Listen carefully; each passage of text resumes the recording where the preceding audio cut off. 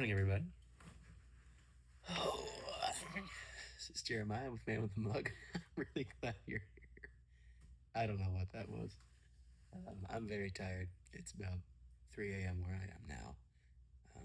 I went to bed supremely early last night. I ran a Spartan race over the weekend, so hence the Spartan shirt. It was a lot of fun. It was a 10K, and apparently, I didn't know this before signing up for the race. It's one of the most difficult 10Ks in the United States. Surprise. It was a lot of fun. Ran it with some coworkers. It was a blast. I'm very sore, but I would do it again.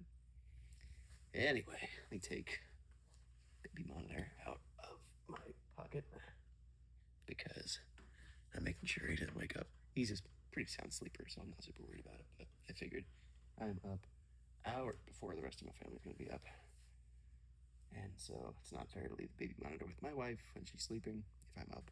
So I got it. We're gonna dive back into Walden today, but before that, talk about my mug. This says, I don't know if you can read it on the camera. It says Vagabonds Vintage. This was a thrift shop way back in the day, started by a guy that I went to college with. He started a business called Vagabonds Vintage. Essentially, he would go to college campuses and have like a rack of vintage clothing and sometimes other vintage items, but mainly clothing out on a rack for relatively decent price. College students flocked to him. I mean, back when I was going to college, vintage or like retro nostalgia was everywhere. All the rage. Stranger Things was coming out, so everyone was like, "Oh, the '80s, that was a good time. Hey, let's dress like we're kind of in the '80s again," or like start to mix some of those trends into 2010s trends and see what happens. So he jumped on that bandwagon and did really, really well for himself in college. He shut this one down, and I think he's now out in Texas with a new business called Rag Parlor Vintage. His name is Bo. No clue if he'd ever see this, but he's a cool dude. Uh, yeah, I don't know why I'm pointing. I'm tired. This is just Keurig coffee. Nothing fancy this morning. I just needed something to keep it going. My voice is cracking a lot today. I'm probably trying to keep it down just a little bit. Again, my family's still asleep. I am in the basement of where we live, so I'm. I don't think I'd wake anybody up, but it's also 3 a.m., so I'm just trying to be very conscious of that. Anyway, let's jump back into Walden today. We left off. I believe he was still talking about shelter. So, yeah, let's see. See where's a good spot. I didn't pre-read this like I normally do, so I'm just trying to think of how many pages I should read. I think I'm actually coming up on the end of the chapter, believe it or not. Nope, I lied. Wow.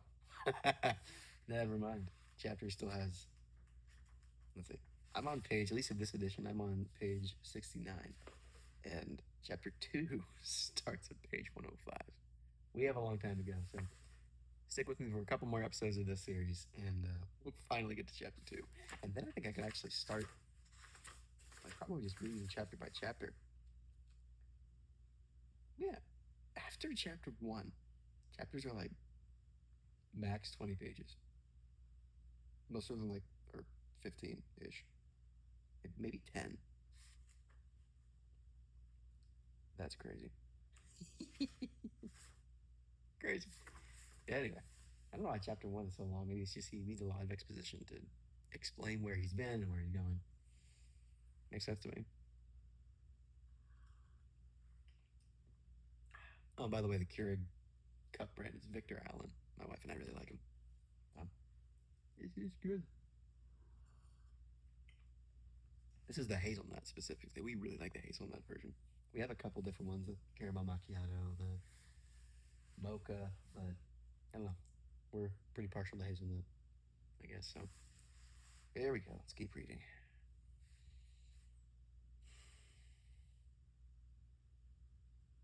Hmm. Never mind. My son is moving on the monitor. I mean, he's probably. I think he's still asleep. He's just twitching in his sleep. Is he? Hang on. I'm not going to show you this. I don't want to show his face on camera for privacy reasons. But his foot, I'm pretty sure he's asleep. His foot is straight up in the air, like on the bars of his crib. I love that guy. He's so funny. I've never seen him on the monitor this early in the morning, so I don't know how, like, what position he sleeps in sometimes. Dude, that's so hilarious. Yeah, he's dead asleep. I thought he was awake for a second because I saw a foot go up, and I was like, no shot he's about to wake up at like 3 in the morning. He's usually a really good sleeper, like I said earlier. Like, he sleeps all the way through the night now. It took him a while to get there, but he's a great sleeper, and if he actually wakes up in the night, like, we know something's wrong. So that's a blessing. Oh, there goes the foot. Dude, that's hilarious. Kitty not, foot was straight up in the air. Anyway, let's keep reading. It would be worth the while to build still more deliberately than I did, considering, for instance, what foundation a door, a window, a cellar, a garret have in the nature of man, and perchance never raising any superstructure until we find a better reason for it than our temporal necessities even. There is some of the same fitness in a man's building his own house that there is in a bird's building its own nest. Who knows but if men constructed their dwellings with their own hands, and provided food for themselves and families simply and honestly enough, the poetic faculty would be universally developed, as birds universally sing when they are so engaged. But alas, we do like cowbirds and cuckoos, which lay their eggs in nests which other birds have built, and cheer no traveler with their chattering and unmusical notes. Shall we forever resign the pleasure of construction to the carpenter? What does architecture amount to in the experience of the mass of men? I never in all my walks came across a man engaged in so simple and natural an occupation as building his house. We belong to the community. It is not the tailor alone who is the ninth part of a man. It is as much the preacher and the merchant and the farmer. Where is the division? Where is this division of labor to end? And what object does it finally serve?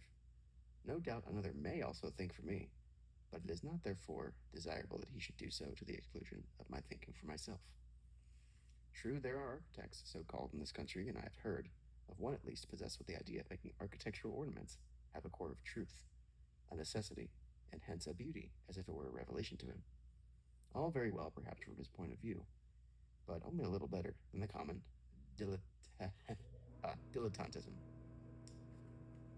just gonna pause real quick. I'm gonna close that door. The door to our laundry room is open, and of course the AC is on. So give me a second. Close this door so you don't hear that in the background.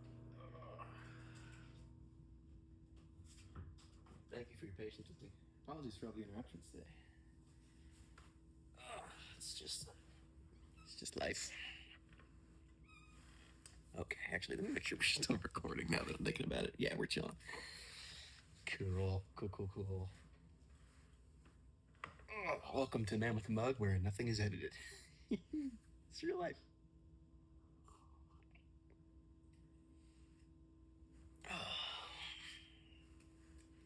Back to it. Where did I leave off? Doodly-doodly-doo.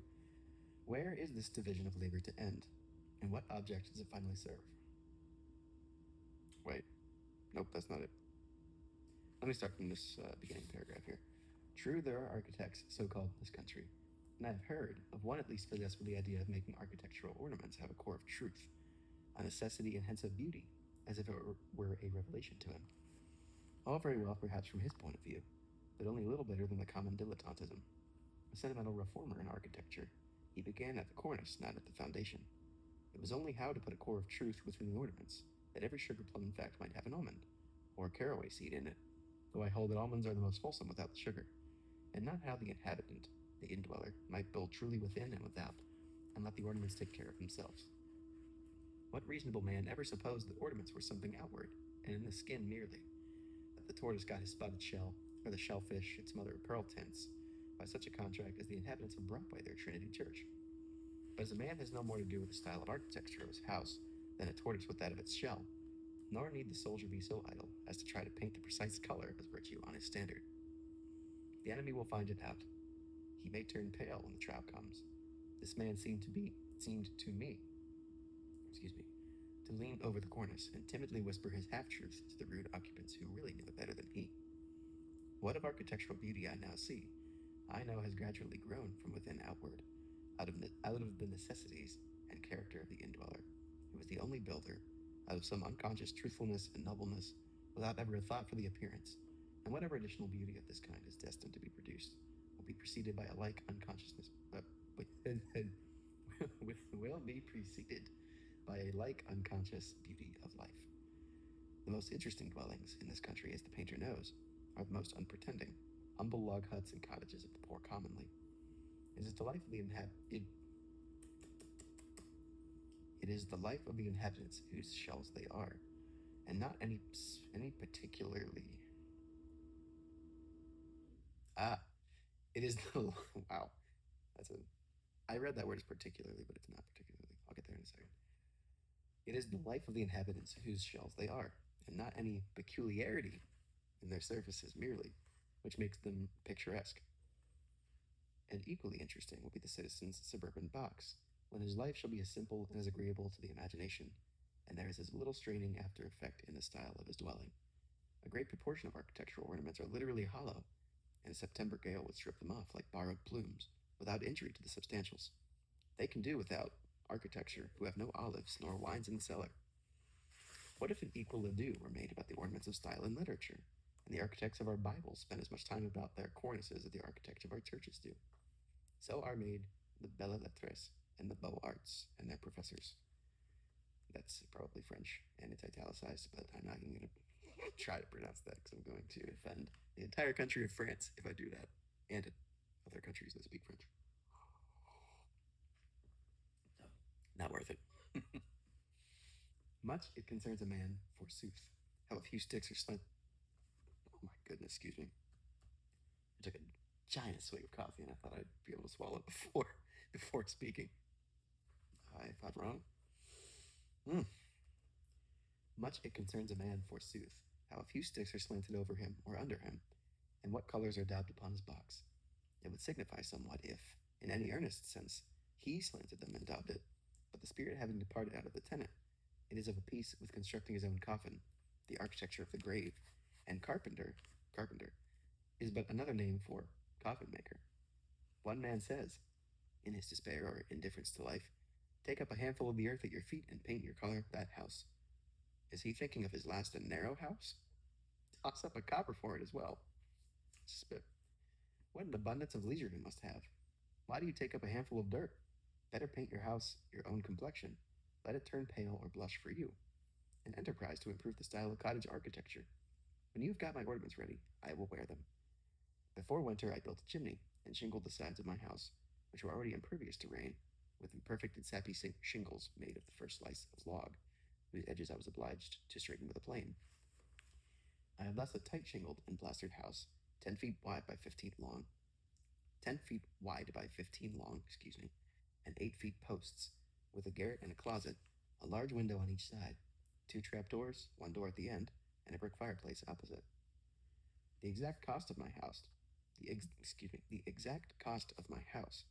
paying the usual price for such materials as I used, but not counting the work, all of which was done by myself, was as follows, and I give the details because very few are able to tell exactly what their houses cost, and fewer still, if any, the separate cost of the various materials which compose them.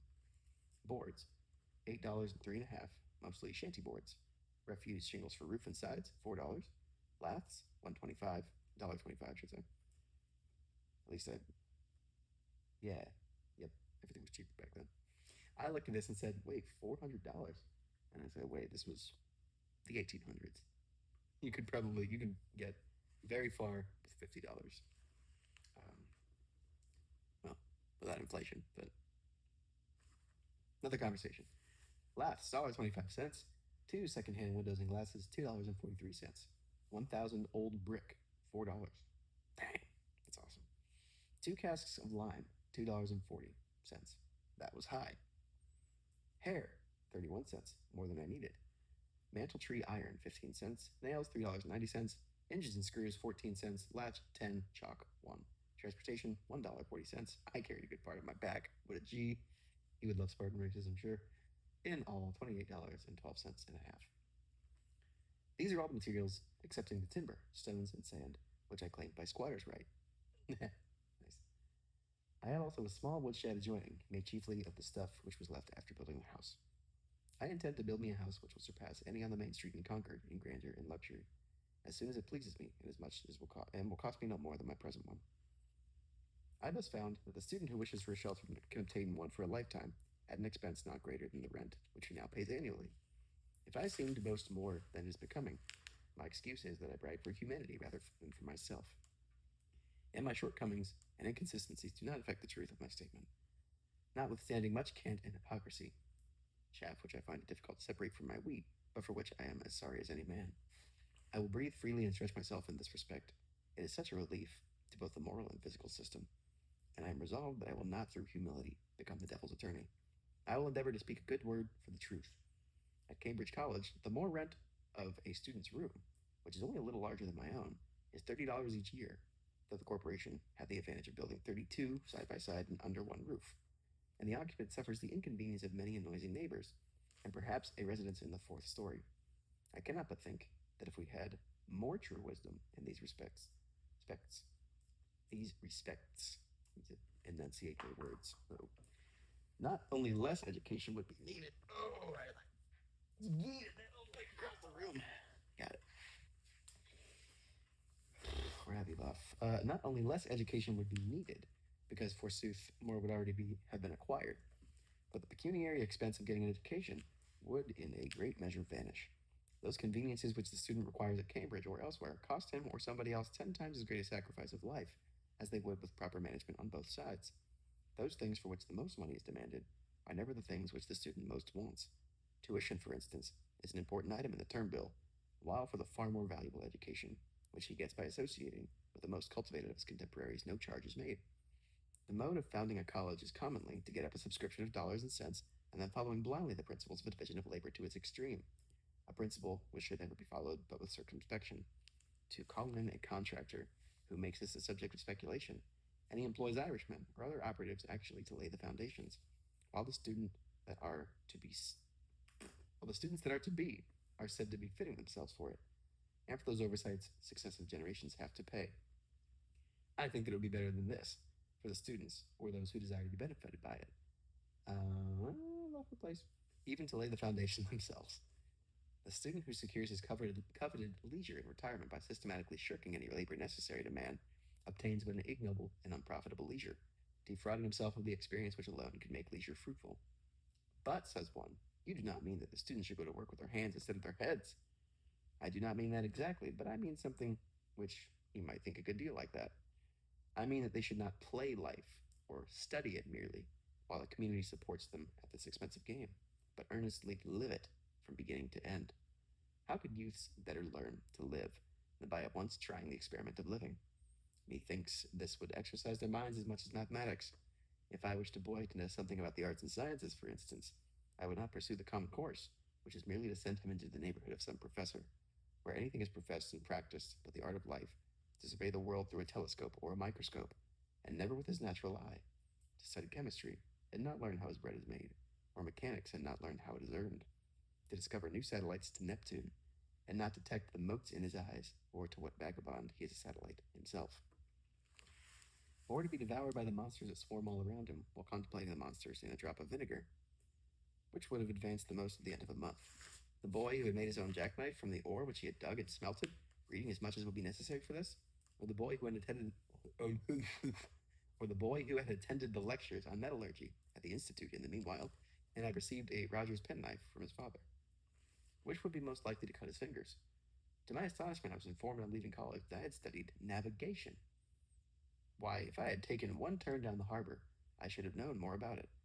Even the poor student studies and is taught only political economy, while that economy of living, which is synonymous with philosophy, is not even sincerely professed in our colleges. The consequence is that while he is reading Adam Smith, Ricardo, and Say, he runs his father in debt, irretrievably. You know what? I think it's a good place to stop because I want to speak about doing hard things. And actually, I'm going to go back to the quote that Henry David Thoreau mentioned. He was like, I'm doing all these hard things, but yet, what he's talking about, I don't want to brag, but I if anything, I'm bragging for humanity rather than for myself. He was basically like, "Oh, yeah, I will breathe freely and stretch myself in this respect. It is such a relief to both the moral and physical system, and I have resolved that I will not, through humility, become the devil's attorney." I don't know. He's speaking on humility, but at the same time, part of the physical and mental peace that he feels, I think, is from doing hard things. I mean, listen to the account again. Like, go back and listen to the account of him laying out every single cent of things that he spent and all the effort that it took to do that. For the transportation, paid $1.40. He said, "I carried a good part of it on my back," or just "I carried a good part on my back." Imagine Henry David Thoreau waltzing through the woods with a pack on his back, miles and miles probably, there and back several times, more times than he could probably even count or want to count. And it was all worth it to be able to get the little cottage he built for himself. And I think that's a testament to doing hard things. Like, I think as humans, we're programmed to be comfortable, or we want to be comfortable, I should say. There's a part of us that always wants to just lay down and be like, watch another show, eat another meal. And those are all good things and necessary. Rest is necessary. But like my first episode saying, work from place of rest rather than resting from place of work. I think true rest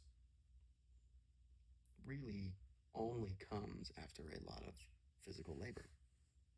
Maybe not necessarily with your hands, but working really hard. Like if you get home after a really hard day at work, knowing that you made an impact and knowing you gave it your all, you can be absolved of any work stress, usually during the evening or weekend, spending time with your families. I'm blessed to be able to work a job like that, and I love what I do, and I feel very fulfilled by it. But also thinking back to the Spartan race this last weekend, I think that even applies. I mean, I feel generally. I mean, I'm not a perfect human. There are days where I feel more, anxious or down or just emotional than maybe others would. Um, just given life circumstances, we all have those days. But me personally, if I go a couple of days without working out, I start to get stir crazy. I start to act a little manic. So it actually grounds me and helps me mellow out to be able to exercise. And there's something about just the physical labor of it. Like over the weekend, again, I keep harping on the Spartan race. And to quote Thoreau, I'm not trying to brag, but I'm just bragging on humanity. I, it's one of the more physical things I've ever done. I mean, I work an office job, but recently, this is the most physical thing I've ever done besides going to the gym. Um, it was a 10K race. So it was the Spartan Beast. And this specific one, again, I didn't realize, I think I mentioned this earlier in the episode, but I didn't realize it at the time. But this specific 10K up in Palmerton, Pennsylvania, it's known around the country for being one of the most difficult Spartan races ever. And it's specifically the hardest 10K. I didn't know that. So it's 10K, 10 kilometer. It's about 6.5 miles. I think I ran more than that because I didn't complete all of the obstacles. I was doing really well. I almost did every obstacle, but the last couple, it was pouring rain, and I was starting to struggle near the end. But hey, we made it. But there was a point, probably about halfway through the race, where this specific race is done on a ski resort. So we were going basically up and down the mountain. It's not a straight. You're not just straight running. Actually, let me back up. For those of you who don't know what Spartan races are, imagine trail running, like just running through the woods on a dirt trail, meets American Ninja Warrior. Like it's an obstacle course, but it's a certain amount of miles long or kilometers long. And the goal, of course, is to get to the end. You complete all the obstacles, you run the race, and you're a Spartan. This particular race, I don't think every race is like this. This one was basically straight up a mountain, like in the Poconos of Pennsylvania, Appalachian Mountains. I think the Poconos are part of the Appalachians. If I'm wrong, please correct me. But Poconos, basically straight up a ski mountain. It was like a double black diamond ski mountain. Start at the bottom, go to the top. There's a trail, you run to the top, and there are obstacles along the way. And then you come back down. And then you go back up doing more obstacles. and then you come back down, and you kind of just go up and down the mountain until you're done. And they have a whole obstacle, like very well planned out route. But dude, it's tough. It's really tough. And I was excited. One of the guys that I was running with said, "Hey," who had done this before and was doing it again, said, "Hey, I'm excited to see the top of the mountain. Like, the view's going to be awesome." And I've hiked before. I've seen the mountains, um, and I was excited to see it. Of course, as I'm a big outdoors guy. I love hiking, fishing, camping. Um, you know, good old American country boy sometimes. But I was not really prepared for how beautiful the site was. And it was probably about halfway through the race. Um, it wasn't exactly like once you hit the top, you were at like the 5K mark, and then you come down to 10K. It was kind of up and down throughout. So there was at one point I got to the peak, probably about halfway through the race. I was I was pretty tired. I've been running at that point for probably 3 or 4 miles, straight uphill sometimes, and vaulting over walls, climbing up ropes, carrying sandbags up and down the mountain, carrying buckets loaded with probably sand up and down a mountain. And, I was tired, as most people would be. But when I got to the top, I looked out and it was a really beautiful view of the valley. Um, it was a foggy morning, a kind of cloudy morning. Luckily, we lucked out. The sun didn't come out until after we finished the race. But it was raining. It was cloudy, and normally it wouldn't be necessarily considered beautiful by weather standards. But when I got to the top, it was one of the best views I'd ever seen. And I think the reason it was such a beautiful view, that everything just seemed to glow and everything was illuminated by the rain, was because I worked so hard to get there. I don't think it would be as beautiful if I just either casually walking up the mountain or took a ski lift up, because there was a ski lift that also went up and down the mountain for spectators, for those family members or just people who wanted to watch. This ski resort was had the ski lift open, and so people would go up and down the mountain on the lift to be able to see people at different points in the race. But if I was just a spectator and I had taken the ski lift and saw that same view, I don't think I would be as impacted, because I didn't do the hard thing of sprinting up a mountain and vaulting over obstacles and running through mud and rain and dirt and getting myself dirty and tiring myself out um, to get there. It wouldn't have been the same. And I think the same applies for life. Life is more worth living when you do the hard things, when you work really hard at what you do, or work for something that you really want, when you practice delayed gratification and maybe not do the thing that you want to do right now because you know it's going to be better later. It's Life is better when you save up the money and don't spend it all immediately, if you can. Life is better than reading a good book rather than scrolling social media, doom scrolling, just constantly taking in, taking in, taking in, rather than getting something out of it. It's doing the hard things that make life worth living and richer. Because, I mean, that's truly taking the marrow out of life. That's really taking life to its full and living it to its full, rather than just kind of accepting the slog that life can be sometimes. Living life to the full, doing the hard things, is pushing forward with the mindset of, I know this might be hard. I know this sucks right now. I don't necessarily want to do this right now. Like, I'm sure there were times at Spartan races where, like, my body was ready to give up. And there were times it was ready to give up. But I knew that at the end of the race would be so worth it. I would feel so fulfilled. And I would feel better about myself, better about what I was physically capable of and mentally capable of. The body gives up quicker than the mind does. And so, do the hard things. It's easy, or just, yeah, I don't know how I was going with that. Do the hard things.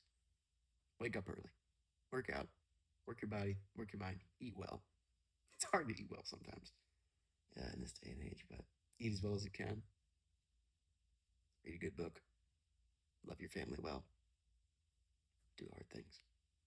And you'll find you're a better person for it. I'm going to stop there. Thank you for tuning in. I'll catch you guys next time.